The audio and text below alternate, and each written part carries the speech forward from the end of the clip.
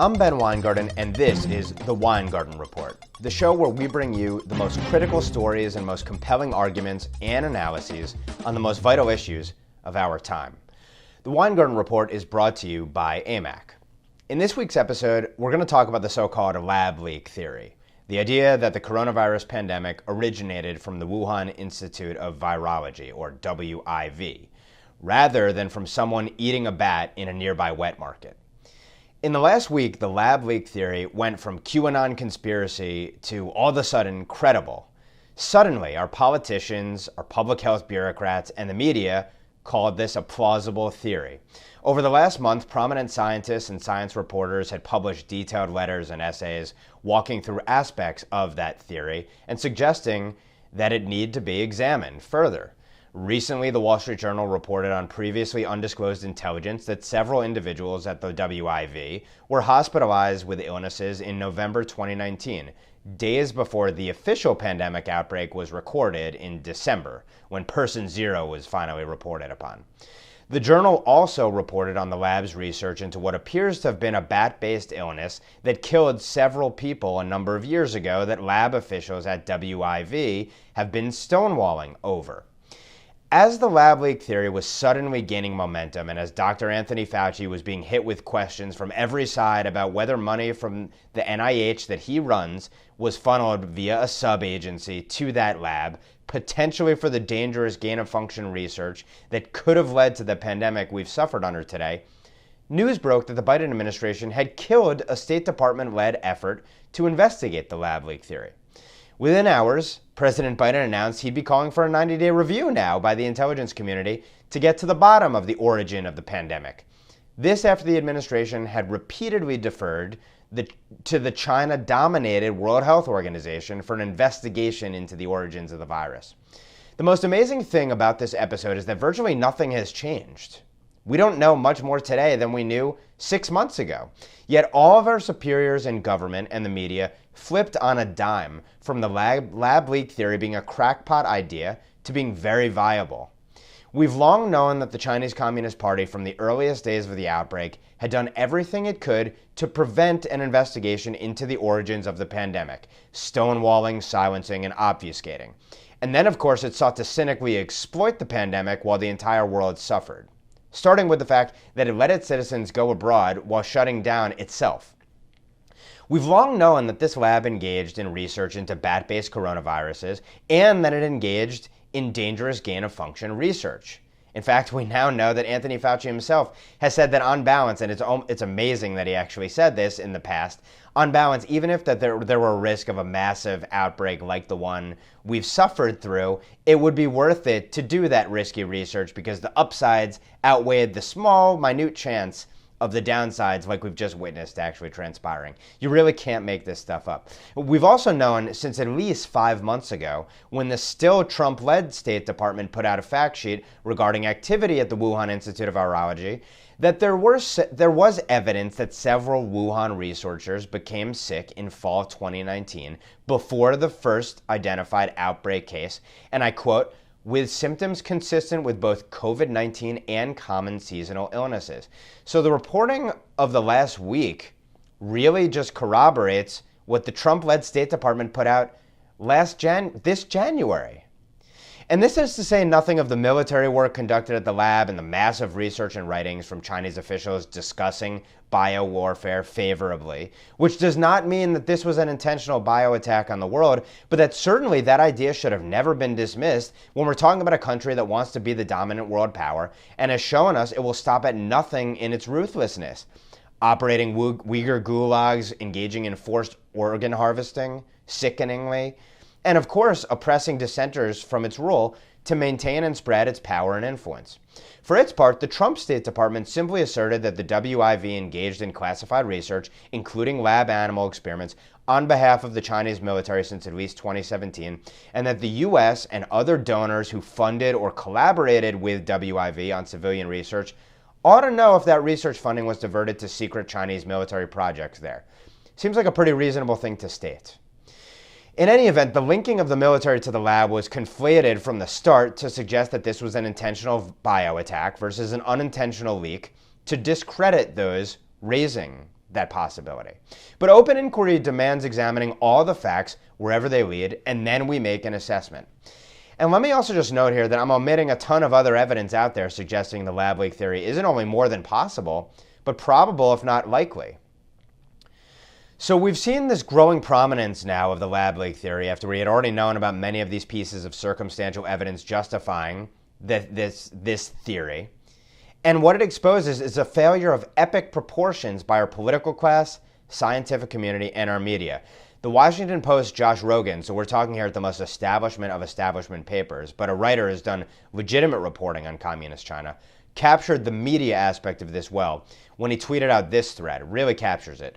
Most MSM reporters, he tweets, didn't ignore the lab leak theory. They actively crapped all over it for over a year while pretending to be objective about a toxic mix of confirmation bias, source bias, their scientist sources lied to them, groupthink, Trump derangement syndrome, and of course, general incompetence. Also, the lab leak theory didn't change. It didn't suddenly become credible. It didn't jump from crazy to reasonable. The theory has always been the same. The people who got it wrong changed their minds. They are writing about themselves with zero self-awareness. All these reporters scrambling to defend their own records on the lab leak theory are exposing their own hypocrisy and ignoring their basic error. Just report the facts. Don't act like it's your job to tell us what's okay to think or talk about. Own up to it when you fail your readers. By the way, the same goes for many people well beyond the media. And many in the media have readily admitted this, indeed, without a hint of self-awareness. This should enrage Americans even more than that they simply didn't investigate one of the most important stories in the world because they hated the Trump administration and dismissed anything it said. But there are a lot more questions that need to be asked about this entire story that haven't been, and I want to run through a bunch of them. The first is, what changed in this last month that suddenly made the lab leak theory credible when there's been almost no new evidence to suggest it is?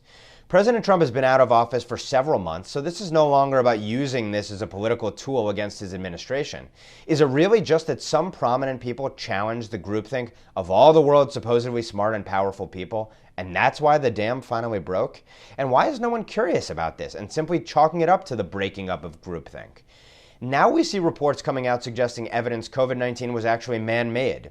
Did all our betters get this information in advance and just want to get out in front of it? What do they know that we don't? And if this really is a case of unbelievable political, scientific, and journalistic malpractice, are any heads going to roll? They didn't with Russiagate, so I'm not optimistic when it comes to the coronavirus. Second major question is, with the Biden administration ordering this 90-day intelligence community review of the origins of the coronavirus, what exactly could our analysts and operators find in the next 90 days that it wouldn't have known already? Wouldn't the smoking guns already be long past buried? There's no more smoke coming out of them. Why should Americans have any confidence in the intelligence community's visibility into China in the first place, when our spy network there got literally taken out during the Obama administration years, and we've persistently been wrong in our assessments of China's capabilities and ambitions? And what was the Office of the Director of National Intelligence doing putting out a statement about its current view on the origins of the coronavirus pandemic just after the Biden administration had called for the 90-day review? Shouldn't they have kept silent until the intelligence community actually conducted its review? Another question that no one's asking about with respect to the intelligence community is, even if there were smoking guns to be found, and even if our intel officials were capable of finding them, why should Americans have confidence that we would get straight reporting on it? The intelligence community was tasked with building a report on foreign election interference associated with the 2020 election last year. When the intelligence community's analytic ombudsman conducted an independent review of that work, he found that the intel community politicized its work. They treated China and Russia differently when it came to election interference. I'm sure you're shocked. I quote here directly from that report. Given analytic differences in the way Russia and China analysts examine their targets, China analysts appeared hesitant to assess Chinese actions as undue influence or interference. These analysts appeared reluctant to have their analysis on China brought forward because they tended to disagree with the administration's policies, the Trump administration's policies, the most hawkish administration towards China in history in the post-Nixon era. Saying, in effect, I don't want our intelligence used to support those policies. So is the intelligence community going to go soft on China here too? And isn't it going to be impacted by the soft on China Biden administration that it serves, its main consumer? Another question is, to what extent was our government culpable in using our tax dollars to fund work at the Wuhan Institute of Virology, including gain-of-function research? Have they disclosed the ties to the WIV with full transparency? Has any related information been covered up? And overall, is anyone going to pay a price for any of it? A question for the Biden administration is, what did it know and when did it know it about the plausibility of the lab leak theory?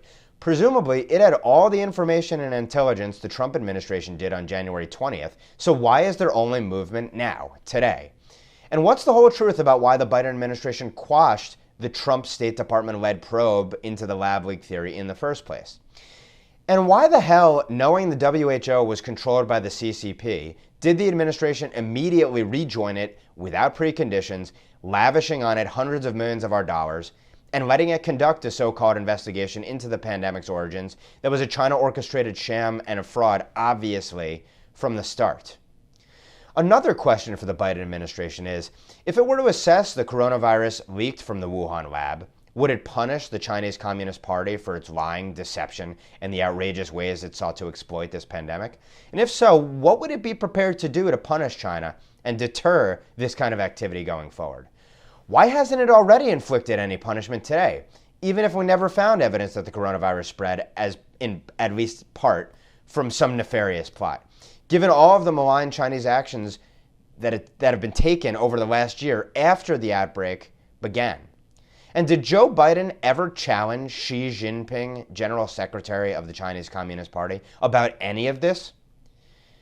In April of last year, I wrote a piece at American Greatness calling the coronavirus pandemic our Tiananmen test. I wrote back then that as with the Tiananmen Square massacre of 1989, we're once again at an inflection point in our relationship with Communist China, faced with the carnage caused most directly by its malevolence. Back then, in 1989, when we were presented with the image of Tank Man, we did something even worse than turning our back on him. Our immediate response as a country to the CCP's massacre of democracy protesters was toothless, at least among our so-called political leaders. Ultimately, we proceeded still further to embrace the communist regime, effectively rewarding its villainy by integrating it into the global economic, financial, and geopolitical system. And it's gained all the fruits of that integration that have put it in the position that it is today, where China is the key adversary to America and the chief rival to us as the world superpower. The difference between now and 1989 is that this time we were the victims. We are the victims. I wrote that our Tiananmen test was as follows. With the CCP inflicting incalculable costs in blood and treasure through its unique role in spreading the coronavirus and its related menacing behavior, will we demand reparations or will we let this evil regime off scot-free, emboldening it and encouraging it to act with impunity and still more reckless abandon in its quest for hegemony going forward? Will we make China pay using every lever of American power to ensure that it never dares engage in the cataclysmic activities it has over the last year again? Because if we fail this Tiananmen test, China will be confident it can get away with far worse and achieve its desire to replace America and dominate America. That would be the death knell of our republic. I fear that a Biden administration will fail the Tiananmen test if it even recognizes that it exists. So I ask of everyone viewing this, please pose this generation's Tiananmen test to your representatives and to anyone and everyone else directly or indirectly working with or for the benefit of this Chinese Communist Party regime that has drawn so much American blood, destroyed so much American treasure, and pushed America, worst of all, into sacrificing so much of its liberty. With that, be well, America.